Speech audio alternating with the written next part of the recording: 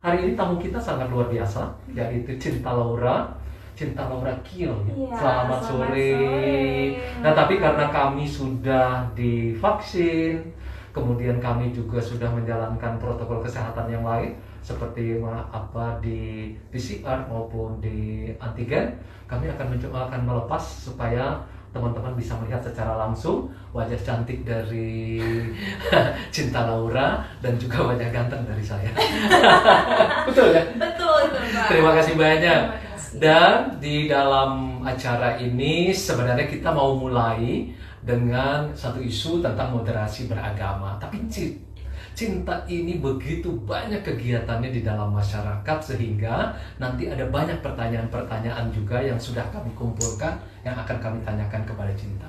Yang pertama, yang paling membuat bom di masyarakat dalam beberapa hari terakhir adalah viralnya pidato Cinta Laura ke seluruh, bukan hanya seluruh Indonesia Cinta, ke seluruh dunia tentang moderasi beragama. Tidak ada yang pernah membayangkan, loh, seorang Cinta Laura bisa berpidato tentang moderasi beragama. Bagaimana itu mungkin katanya? Dan kenapa jadi berani berpidato tentang moderasi beragama? Iya, terima kasih pertanyaannya Bapak. Jujur saya dan tim saya sangat kaget saat pidato tersebut menjadi viral, tidak hanya di Indonesia tapi Di juga seluruh dunia. diaspora Iya. Indonesia, negara-negara lain. Jujur sebenarnya saya memang orang yang tidak takut mengekspresikan opini saya. Oke. Dan saya juga orang yang penuh opini. Tapi mungkin selama ini karena profesi saya sebagai public figure, banyak orang menganggap bahwa passion saya hanya di bidang seni saja, dan mungkin saya bukan tipe orang yang suka berpidato. Padahal dari kecil saya memang sangat suka berpidato dan juga menulis esai. Tapi kenapa saya sangat berani mengekspresikan opini saya soal isu ini? Karena selain isu ini sangat penting, saya ingin menunjukkan generasi milenial dan juga Gen Z bahwa sudah seharusnya kita tidak takut mengungkapkan kebenaran dan juga menunjukkan kepada masyarakat isu-isu yang ada di negara kita. Sering sekali anak muda merasa bahwa mereka harus disukai atau disetujui opininya oleh orang lain, dan oleh karena itu mereka memilih untuk diam atau memberikan pendapat-pendapat yang aman. Ya, betul. Tapi kalau kita terus berpendapat secara aman, kapan masyarakat kita bisa berkembang dan berubah ke arah yang lebih baik? Karena dengan kita hanya mengutarakan sesuatu yang aman, orang-orang yang mungkin tidak se-privilege kita mendapatkan informasi yang ada, tidak akan sadar masalah-masalah yang ada di sekitar kita yang harus diperbaiki. Dan oleh karena itu, sebagai generasi penerus bangsa, saya merasa adalah obligation saya untuk tidak takut berekspresi dan mengutarakan kenyataan yang ada di dunia kita sekarang. Betul, di dalam pidato tanggal 22 September 2021 di dalam acara moderasi beragama oleh Kementerian Agama, di depan Menteri Agama ya, Gus Yakut, kemudian di depan Menristek Dikti Pak Nadiem Makarim, langsung pidato itu dengan satu pukulan yang keras mengatakan, kami generasi milenial bertanggung jawab terhadap Indonesia yang modern, yang maju, yang diperhitungkan oleh dunia. Itu seperti membawa Indonesia ke panggung dunia di bawah punggungnya Cinta Laura. Ini loh generasi kami nanti yang akan mengambil alih Republik Indonesia. Bagaimana mungkin bisa kesiapan seperti itu muncul? Mempersiapkan diri seperti itu disampaikan terbuka kepada publik? Mungkin saya sangat beruntung karena dari kecil diberikan kepercayaan dan kebebasan oleh orang tua saya untuk mengejar mimpi saya dan apa yang menurut saya benar.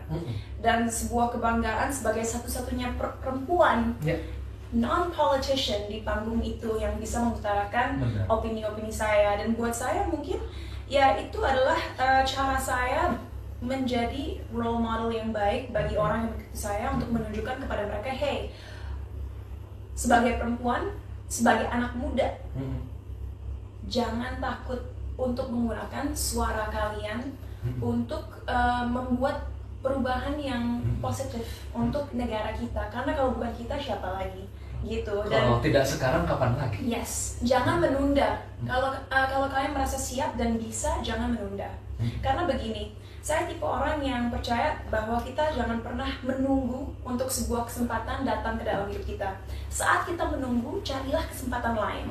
Atau carilah solusi agar tidak menunggu lagi. Dan bagi saya saat diberi kesempatan untuk memberikan pidato ini, ya saya rasa ini kesempatan dari Tuhan. Oke, ini adalah kesempatan kamu sekarang untuk mewakili generasi muda agar mungkin kamu bisa ikut turun tangan membantu negara Indonesia terus menjadi negara yang toleran, yang beragam, dan bisa memaintain identitasnya yang sangat indah gitu. Iya, itu seperti mengatakan, hey Indonesia, hey dunia, we are zillennial generation, we will take our responsibility. We will take our place, we will be responsible for our future, and we will be the future leaders of the world. Itu seperti gong. Langsung semuanya terkaget-kaget seperti itu. Nah, di dalam titik itu Cinta mengatakan tentang ada nilai-nilai fundamental yang harus kita bawa ke panggung dunia. Cinta merasa yakin bahwa identitas kultural Indonesia itu relevan untuk dunia, relevan untuk masa kini, dan relevan untuk menjadikan Indonesia maju, modern, dan diperhitungkan di dunia. Bagaimana? Apa yang harus kita sampaikan kepada dunia? Bukan kepada dunia ya, sebelum kita memikirkan dunia, kita harus memikirkan masyarakat kita sendiri dulu. Mungkin lebih tepatnya apa nilai-nilai yang dibutuhkan generasi muda agar bisa menjadi masyarakat yang toleran ya Pak. Jadi sebenarnya kalau kita pikirkan negara kita dalam 2 tahun terakhir, negara kita dalam beberapa tahun terakhir, kita sebenarnya tidak hanya mempunyai pandemi, yaitu pandemi virus corona, tapi kita juga mempunyai pandemi di mana adanya virus ideologi, di mana adanya kesempitan cara berpikir dan juga kesempitan hati. Dan kenapa sekarang intoleransi itu sangat tinggi di negara kita? Karena kita bukan dipersatukan karena nilai-nilai atau values yang kuat, tapi kita bersatu karena kepercayaan masing-masing yang bisa dibilang nggak selalu sebuah hal yang positif. Misalnya saya grup A, Bapak grup B. Saya mempunyai kebencian terhadap grup B. Nah, kebencian inilah yang membuat orang-orang, individu di grup A bersatu. Harusnya tidak begitu. Sekarang kan di Indonesia mungkin, saya grup A, saya benci grup B. Seharusnya sebagai rakyat Indonesia, kita mempunyai nilai-nilai yang membuat kita bersatu, karena misalnya kita percaya dengan values gotong royong, percaya dengan values Bhinneka Tunggal Ika. Dan sebenarnya saya punya filosofi 4C sama dengan T, yaitu generasi muda kita membutuhkan yang namanya komunikasi yang jelas. Communication. Ya, jangan takut untuk berkomunikasi dengan satu sama lain biar tidak ada kesalahpahaman. Kedua adalah kolaborasi. Dengan kita bisa berkomunikasi dengan jelas, mudah-mudahan kita bisa berkolaborasi dengan satu sama lain, apapun suku kita, apapun agama kita, apapun latar belakang kita. Ketiga, compassion. Saling mengerti satu sama lain, biar kita tidak saling menjatuhkan sama satu sama lain jika ada konflik, jika ada permasalahan. Keempat, yang saya sering sekali katakan dalam speech saya, yaitu critical thinking. Bisa membedakan fakta dari hoax. Dan dengan 4 elemen itu terjadilah sesuatu yang namanya trust. Kepercayaan. Nah, dengan kepercayaan kita bisa mengurangi adanya radikalisme atau intoleransi. Radikalisme, bahkan ke terorisme yang paling akhir seperti itu. Nah, kan di dalam pidato Cinta juga melihat bahwa karena polarisasi itu lalu orang berkelahi. Kan istilahnya kan langsung berkelahi, saling menjatuhkan sama-sama satu sama lain. Padahal dengan 4C sama dengan T tadi, kita bisa muncul kepercayaan kepada satu sama lain, kan seperti itu. Nah, kemudian Cinta juga menyebutkan salah satu problem itu adalah selain nilai fundamental yang harus kita pegang bersama-sama, adalah soal agama sebagai kompas moral manusia. Padahal karena kan di awalnya Cinta mengatakan diawali dari problem suku, ras, dan agama, lalu ada polarisasi. Padahal agama adalah kompas moral manusia. Bagaimana menjelaskan ini? Oke, jadi mungkin begini ya. Sebenarnya saya sangat sedih bahwa kita masih harus mendiskusikan hal ini ya. 76 tahun merdeka. Iya, padahal kita udah merdeka sangat lama, tapi masih saja kita berkelahi karena perbedaan, apalagi perbedaan agama ya. Dan sebenarnya ini sesuatu yang sangat ironis karena Bapak pasti pernah mendengar seorang filosof namanya Immanuel Kant. Yep. Dia berkata bahwa udah deh, sebagai manusia kita tidak usah berusaha membuktikan bahwa Tuhan ada, karena Tuhan pasti ada. Kenapa? Karena manusia selalu mempunyai keinginan untuk mempunyai moral yang sempurna, dan satu-satunya esensi atau entity yang mempunyai moral yang sempurna adalah Tuhan. Kita nggak akan pernah bisa mencapai itu, tapi at least sebagai manusia yang kita bisa lakukan adalah berusaha terus berkembang dan belajar agar mempunyai moral yang lebih baik dan lebih baik. Tapi malahan kita melihat sekarang dalam masyarakat kita, kemanusiaan bertentangan dengan agama. Kenapa itu? Kenapa itu bisa terjadi? Kenapa itu bisa terjadi? Karena banyak orang yaitu memanusiakan Tuhan, merasa mereka tahu pikiran Tuhan, dan oleh karena itu membenarkan aksi-aksi yang sebenarnya salah atas nama Tuhan. Akhirnya yang harusnya agama membuat kemanusiaan semakin kuat, malahan bertentangan dengan kemanusiaan. Dan itulah suatu hal yang sangat menyedihkan. Nah, di level individu, aku rasa kita harus mengajarkan orang-orang, apalagi anak muda, untuk melakukan yang namanya cross referencing, di mana saat mereka melakukan riset, misalnya mereka tidak terlalu mengenal suatu budaya, mereka melakukan riset dari berbagai sumber dan lihat apa kebenaran dari setiap sumber itu, karena setiap sumber kan kadang-kadang dikomisikan oleh orang yang berbeda-beda, mungkin bias. Kita harus bisa tuh menganalisa sumber-sumber informasi yang kita baca. Dan Cinta sendiri kan misalnya dalam soal agama juga mempelajari berbagai kitab-kitab suci yang lain ketika masih kuliah ya? Waktu itu masih kuliah, dan mungkin itu juga rekomendasi aku untuk sistem pendidikan Indonesia ke depannya. Aku harap di masa SMA paling telat kuliah, murid-murid kita bisa diajarkan untuk membaca berbagai kitab suci, berbagai agama dari berbagai sudut pandang, literatur, filosofi, dan lain sebagainya. Karena itu jujur sangat membantu saya. Saya sempat membaca beberapa komen dari orang-orang yang bilang, oh Cinta pasti baru baca buku ini ya waktu bikin pidato. Dan saya sempat menjawab, saya bilang, enggak, saya memang beruntung karena waktu kuliah saya mempelajari orang-orang ini, jadi sampai sekarang inget karena sangat berdampak dalam diri Cinta ya. Yes. Jangan lupa loh, Cinta ini dapat 2 gelar dari University of Columbia ya, dari New York, dan gelar itu cum laude. Gak main-main loh, bukan kaleng-kaleng, ini bukan, ini betul-betul cum laude. Dan ketika dia tadi menyebut tentang Immanuel Kant, ketika Cinta bicara juga dalam pidato tentang René Descartes, kemudian tadi sampai sempat diskusi juga tentang David Hume, hampir semuanya dia hafal apa yang menjadi dasar pemikirannya. Dan ini bagaimana bisa diajarkan di Indonesia? Mungkin tidak. Ya, menurut saya sangat mungkin, tapi semua diawali dari lagi-lagi sistem pendidikan. Aduh, mudah-mudahan Pak Nadiem Makarim ya mendengarkan. Iya.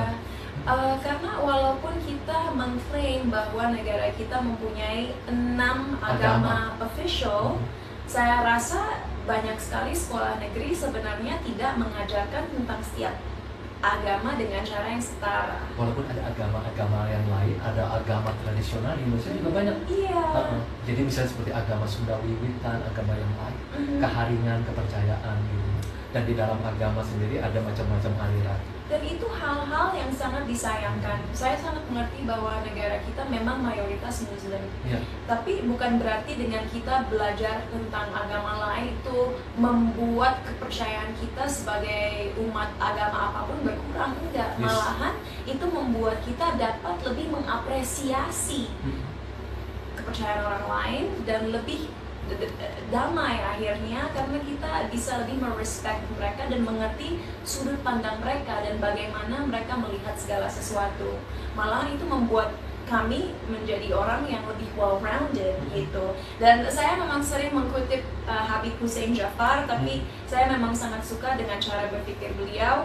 Dan Habib Hussein Jafar pernah mengatakan juga, mungkin bagi teman-teman yang sekarang lagi nonton dan kebetulan menganut agama Islam, lebih kita mencari knowledge, lebih kita mencari wawasan itu lebih banyak blessingsnya buat diri kita. Karena Tuhan ingin kita menjadi manusia yaitu yang selain beragama tapi juga mempunyai wawasan yang luas. Kan dalam agama Islam, di dalam Al-Quran itu kan yang pertama diturunkan kepada Nabi Muhammad itu kan tikr, bacalah. Bukan membaca buku saja, tapi membaca dunia, membaca secara kehidupan sosial. Nah, ini bagaimana nilai seperti yang Cinta gambarkan ini bisa juga dimasukkan ke dalam, tadi sudah masuk ke pendidikan, kemudian nanti juga ke dalam masyarakat seperti apa? Harus contoh apa yang harus dilakukan? Atau harus orang, berapa banyak kita harus mengkloning Cinta Laura supaya semua orang yakin bahwa harus begini loh moderasi beragama? Mungkin yang bisa dilakukan semua orang adalah pertama, jangan memaksa dan jangan menghakimi. Jangan memaksa, jangan menghakimi, dan jangan menjajah pikiran orang. Iya, itu pertama. Tapi kedua, mungkin karena profesi saya adalah di dunia entertainment, saya hanya bisa berbicara untuk orang-orang seperti saya yang memang bekerja di dunia entertainment. Dan saya percaya bahwa media adalah salah satu tool terkuat di dunia yang bisa merubah paradigma suatu society. Dan alangkah baiknya kalau kedepannya konten-konten yang kita lihat di TV maupun di internet itu bisa lagi-lagi merepresentasikan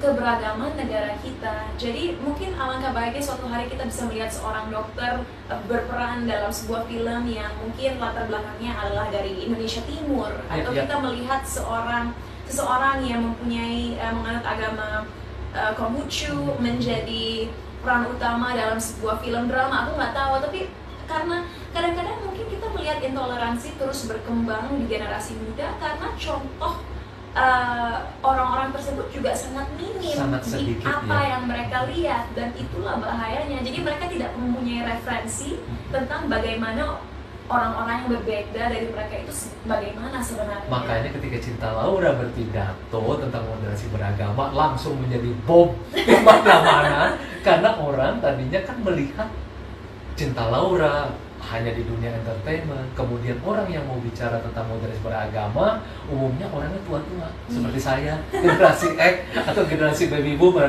Tiba-tiba generasi zilenial bilang, saya akan mengambil tanggung jawab terhadap Indonesia dan bicara tentang moderasi beragama. Nah, Cinta, apa indikatornya itu beragama yang moderat itu? Ya sebenarnya saya rasa tadi kita sudah sebagian besar sudah disampaikan, diskusikan, tetapi indikator yang bisa langsung orang melihat kepada kita dalam perjalanan Cinta, misalnya, oh orang ini moderat. Tidak menutup kemungkinan untuk berteman atau bekerja sama dengan orang-orang yang mempunyai kepercayaan yang berbeda, agama berbeda, keyakinan berbeda. Dia tidak merasa bahwa dia tidak bahwa ini tidak bisa bekerja sama dengan itu. Dan juga walaupun kita semua mempunyai kepercayaan kita sendiri, tidak merasa bahwa kita lebih baik atau lebih benar daripada orang lain, karena pada akhirnya yang bisa menilai hati itu hanyalah Tuhan, dan kita bukan Tuhan yang mengerti apa kemauan Tuhan. Jadi sebaiknya tunggu sampai nanti di akhirat nanti apa sebenarnya yang baik dan tidak baik. Apa yang tidak baik. Selama kita di dunia ini, yang kita bisa lakukan hanyalah menghargai satu sama lain dan mempunyai kompas moral yang baik. Karena pada akhirnya bagaimana kita memperlakukan orang lain menghormati orang lain, adalah bagaimana kita akan diperlakukan orang lain juga. Jadi janganlah menjadi seseorang yang menjatuhkan orang lain, karena jangan kaget nantinya kalau kamu juga akhirnya nantinya dijatuhkan, karena itulah yang telah kamu lakukan pada orang lain. Salah satu bom juga di dalam pidato moderasi beragama yaitu kemampuan Cinta menjelaskan argumen soal René Descartes. Coba dijelaskan kepada publik, karena itu dianggap salah satu yang sangat paling meyakinkan buat publik. Kemudian merasa, nah ini argumen yang terbaik. Kenapa kita tidak boleh mengatasnamakan Tuhan? Iya, jujur, senang sekali melihat orang-orang sangat menyukai bahwa aku mengutip René Descartes. Dan sebenarnya argumennya sangat simple, yaitu sebagai manusia kita adalah makhluk yang finite atau terbatas. Betul. Tuhan adalah sosok yang infinite, yaitu tidak terbatas. Sebagai makhluk yang terbatas, bagaimana kita bisa mengerti sesuatu yang di luar kapasitas kita, yaitu sesuatu yang tidak terbatas. Karena betul. Dari awalnya kita cara berpikir semuanya sudah terbatas. Betul, karena kita manusia. Jadi jangan pernah berpikir bahwa kita bisa menjadi penerjemah Tuhan, karena kita terlalu terbatas dan terlalu banyak ketidaksempurnaannya untuk bisa melakukan itu. Gitu. Jadi itu menjadi dasar kenapa jadi mengutip René Descartes. Suka dengan René Descartes? Saya rasa waktu membaca tulisannya René Descartes itu sangat mudah dicerna dan sangat mudah dimengerti, dan jujur memang saya tipe orang yang sangat objektif dan pragmatik. Jadi jika sesuatu yang saya baca itu sangat logical, saya jadi makin semangat dan suka membacanya. Gara-gara kamu mengutip René Descartes, ada satu teman aku, dosen di Fakultas Filsafat Universitas Indonesia, Tommy Awe, mengundang kamu loh menjadi muridnya. Oh iya. Di Fakultas Filsafat. Tertarik nggak? Boleh, tapi jujur Pak, saya kan tadi sempat cerita di awal bahwa ini adalah sebuah knowledge yang sebenarnya banyak teman-teman saya juga tahu saat belajar waktu kuliah dulu. Jadi saya harap di masa depan ini bisa menjadi suatu wawasan dasar yang dimiliki anak muda juga saat mereka bersekolah tinggi gitu. Karena inilah bagian dari kurikulum sekolah saya dulu. Betul. Nah makanya kan Cinta mengatakan di dalam pidatonya, salah satunya adalah karena kita kurang memberikan tools kepada masyarakat untuk memahami agama dengan akal kritis. Salah satunya dengan filsafat. Yeah, I think studying philosophy walaupun dalam level yang dasar itu sangat penting. Karena saya rasa salah satu misi manusia di dunia ini kan adalah untuk terus bertanya. Ya, misalnya kuriositas. Kuriositas itu sangat penting. Misalnya kenapa ada udara, kenapa oksigen itu, kenapa air itu misalnya H2O, kenapa air itu bukan compound lain, itu semua kita harus tanyakan. Itu memberikan kita purpose dalam hidup, dan itu sangat indah. Tapi hati-hati juga kalau misalnya tadi Bapak sempat menanyakan ke saya kenapa adanya intoleransi, karena ada dalam filosofi yang namanya instrumental rationality, dan itu yang dilakukan banyak sosok-sosok radikal, yaitu karena mereka mempunyai motivasi untuk membenarkan sesuatu, merasionalisasikan, ingin mendapatkan sebuah hasil tertentu. Akhirnya mereka membenar-benarkan sesuatu yang tidak benar untuk kepentingan sendiri, itu bahaya. Itu yang Cinta bilang, kebohongan dijadikan kebenaran ya. Iya, dan Bapak sempat shock ya, kata Bapak saat mendengar saya menggunakan kosakata membohongi. Kenapa ya Pak? Iya, saya terkejut juga karena berarti bahwa selama ini pertama tadi ya, dengan cara berpikir bahwa manusia itu terbatas, Tuhan tidak terbatas, tapi ternyata manusia berpikir terbalik, seolah-olah dia bisa mengatasnamakan Tuhan. Berarti kan itu kebohongan sebenarnya. Jarang ada orang yang mau terus terang itu berbicara kepada masyarakat. Dan ini kehebatannya generasi zilenial. Nah, bagian terakhir ini Cinta, ada call for action-nya kan di bagian terakhir pidato itu, yaitu our culture is cool, not old school. Bagaimana menjelaskan itu? Oh, Sebenarnya saat aku membuat catchphrase itu, our culture is cool, not old school, saya sempat agak nervous karena saya takutnya dikira agak cheesy gitu. Ternyata orang-orang suka. Yang saya maksud dengan itu adalah kita perlu membuat generasi muda sadar bahwa budaya kita, budaya tradisional itu adalah suatu hal yang sangat indah dan keren dan bisa masuk ke dalam cara hidup kita yang sangat modern sekarang. Dengan salah satu caranya kita berdiskusi di belakang kamera tadi, misalnya musik. Dengan produk kamu terbaru, yaitu lagu Markisa. Iya, senang sekali Bapak tahu lagu Markisa. Tapi penjelasan mengenai bagaimana promosi kebudayaan kita bisa masuk di sana, kamu yang bisa menjelaskan. Jadi sebagai generasi muda, saya berusaha menunjukkan bahwa budaya kita cool atau keren dengan karya saya Markisa. Dari instrumennya saya menggunakan 7 instrumen tradisional seperti sarunai, saluang, sape, kecapi, kendang Sunda, kendang dangdut, teriakan Kalimantan. Dari busana saya menggunakan songket dan tenun NTT dan juga kerang-kerangan Papua. Ada juga barongnya, reog, jadi dari budaya Jawa Tengah, Jawa Timur. Jadi dengan perpaduan semua itu saya menunjukkan bahwa budaya tradisional kita bisa kok menjadi internasional dan kekinian dan bukan sesuatu yang terbelakang atau sesuatu yang udah tidak sesuai dengan cara hidup kita sekarang. Dan Markisa kan berhasil menduduki tangga lagu yang terbaik dalam beberapa sempat trending. Iya, senang sekali. Kasih Markisa itu buah Markisa, tapi sebenarnya itu simbolik untuk kata passion. Kan bahasa Inggris Markisa passion fruit. Gitu. Okay. Yang kedua tadi sudah dijelaskan bahwa call for action-nya adalah kita harus memahami semua agama mengajarkan kebaikan dan tidak menyakiti satu sama lain karena sebuah perbedaan. Itu yang selalu pengen ditekankan.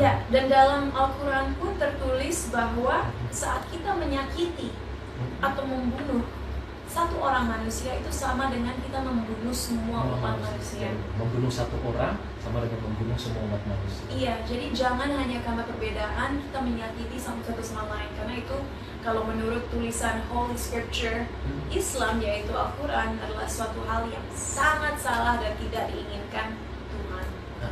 Kemudian karena sekarang revolusi digital, transformasi digital, kenapa jadi Cinta mengatakan gunakan semua platform itu untuk menyebarluaskan nilai-nilai?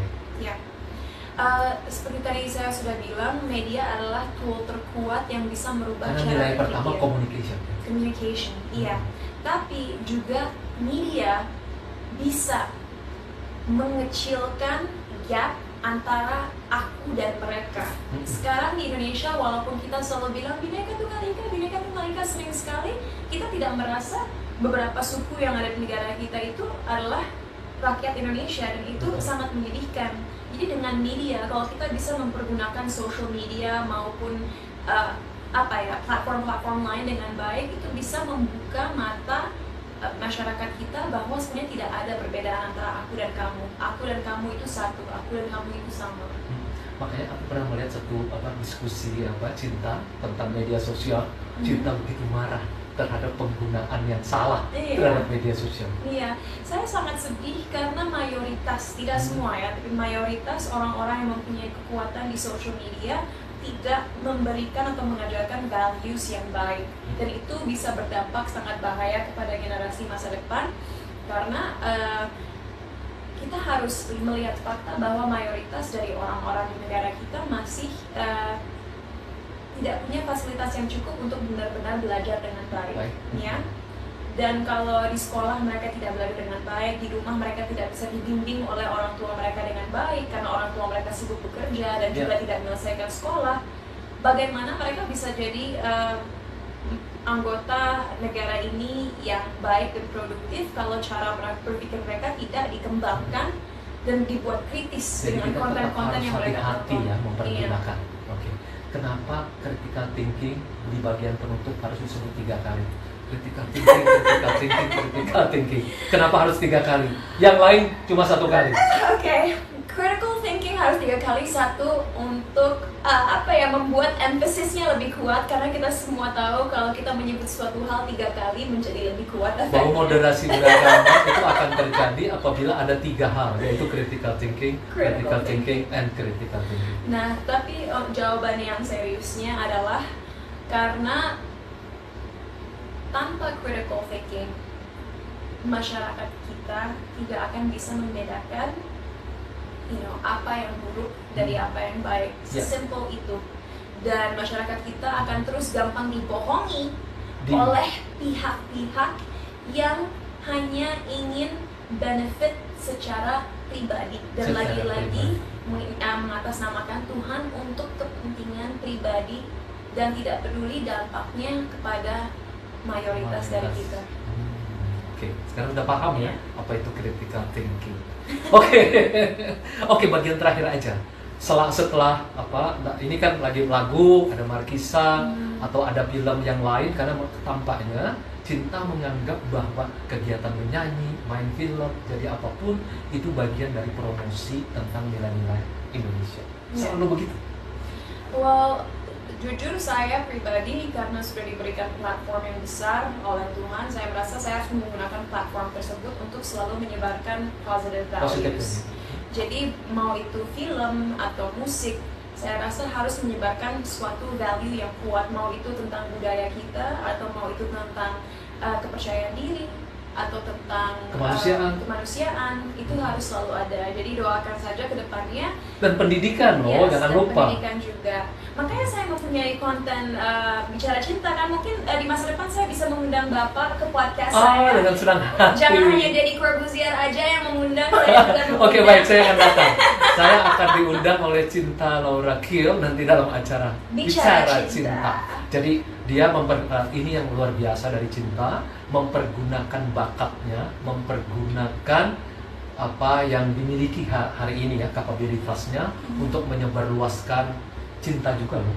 Cinta bicara cinta. Dan kemudian menyebarluaskan moderasi beragama, menyebarluaskan kesadaran akan pendidikan yang baik, kemudian menyebarluaskan tentang sikap membela kaum perempuan dan anak-anak. Dan kemudian juga membela anti AIDS, membela sebagai duta AIDS ya. Saya pernah menjadi duta AIDS.